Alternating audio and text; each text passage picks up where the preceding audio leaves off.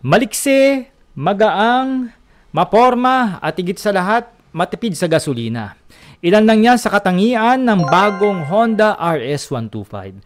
Tampok nga yan dito mga brothers sa ating motorcycle review. Kaya mga brothers, let's go sa go! Get ready, drop the beat. Oh yeah. Oh yeah. Oh yeah.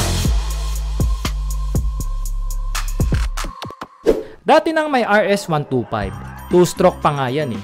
At ngayon mga brothers, binabalik ng Honda Motorcycle Philippines ang RS125 na mas maporma at sporty sa pagiging underbone bike. Meron nga pala itong makina mga brothers na 125cc. 4-stroke, single overhead cam, dalawa yung kanyang valve at air-cooled ang kanyang cooling system. Of course, naka-fuel injected na rin ito ng mismong Honda na kung tawagin nila na PGM-FI. Para sa kanyang dulo, nakakalikha ito ng 9.5 horsepower at 7,500 RPM. Nakaya namang umarangkada ng 9.55 Nm of torque at 6,500 RPM. Meron pa itong kickstart at electronic starting para sa kanyang makina.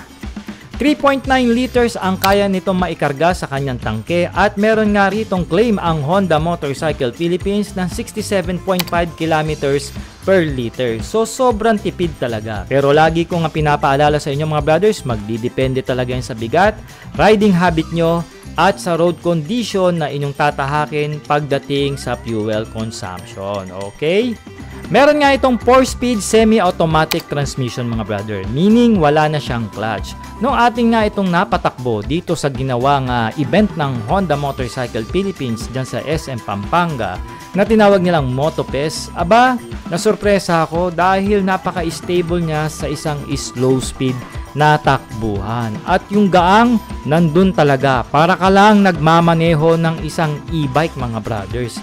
At hindi na rin ako magtataka dyan mga brad kasi meron lang siyang bigat na 104 kg pagdating sa kanyang curb weight.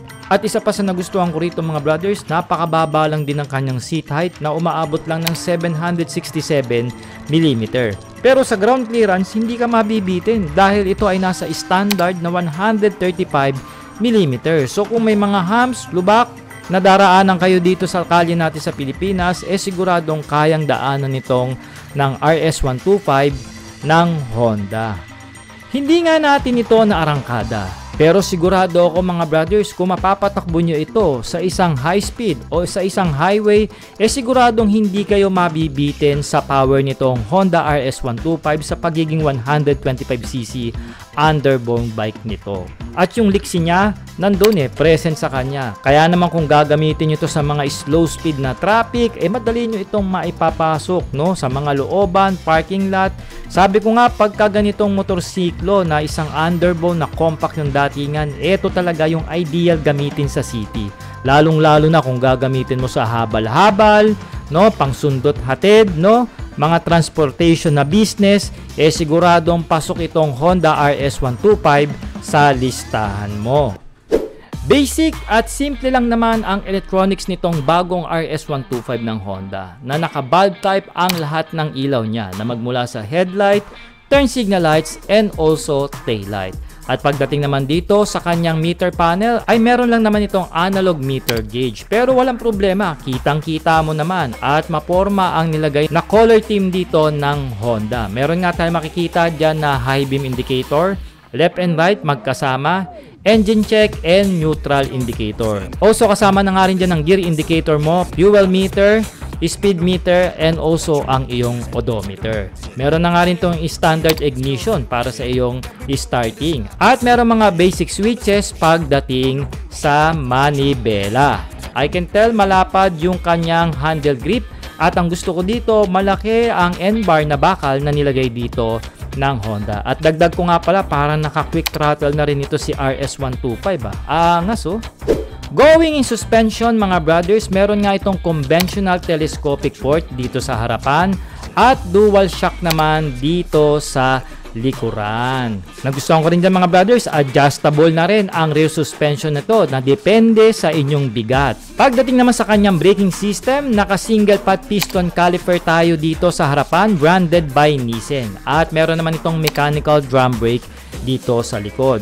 Yung ganitong setup ng preno mga brothers, okay lang naman sa akin dahil hindi naman sobrang lakas ang power nitong Honda RS125 sa pagiging 125cc. So yung braking system niya, pwedeng-pwede na talaga sa kanya. Pagdating sa gulong mga brothers, gumagamit ito ng 17 inches spoke wheel na merong tire size pagdating dito sa front ng 70/90 habang naka 80/90 naman dito sa likuran. Nung nasubukan ko nga ang preno nito, para sa akin tama lang, hindi sobrang lakas, hindi naman sobrang hina. Nandun pa rin naman yung pagiging conveniente niya pagka pinreno mo siya ng biglaan. I mean, maaasahan mo pa rin naman. At wala naman ako napansin dito na dumulas ako habang pinipreno ko. Siguro kung ipipreno mo na lang talaga ng sagad-sagaran. Pero sabi ko nga mga brothers, lagi kong paalala sa inyo, pag magpipreno kayo, sabay po yan, pero mas marami po ang pwersa sa unahan kumpara sa likuran para po hindi tayo mag-fishtail. Yung suspension, okay na para sa akin, at kung hindi ka naman maselan, siguradong papasa na sa'yo ang suspension nito. Pero kung isang kang maselan na rider, pwede mo itong palitan ng mga aftermarket, no? At isa pa rito mga brad, yung upuan niya makipot, kaya naman sa mga katulad ko na mga maliliit lang na rider, madali nyo pong maaabot ang sahig kasi hindi kayo ganong kabukaka. Above all mga brothers, in general performance nitong bagong Honda RS125 ay marirecommend ko ito kung gagamitin nyo ito sa mga city ride, no? Dahil nga sa pagiging agile nito o pagiging lightweighted niya na underbone bike.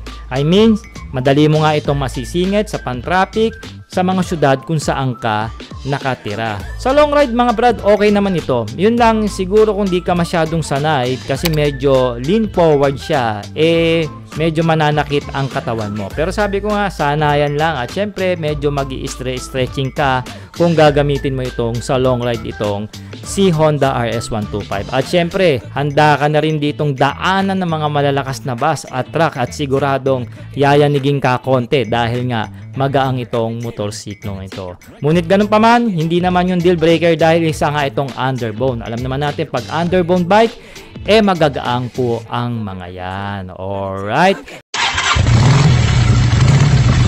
So mga brothers, may presyo nga ito na 75,900 pesos. At meron siyang dalawang kulay mga brad. Isang pula na may combination ng black at isang solid black na gloss. Okay, so mga brad, mag-comment naman kayo ng yes kung nagustuhan nyo po ang ating mabilisang review dito sa Honda RS125. Ito po yung bagong labas mga brad.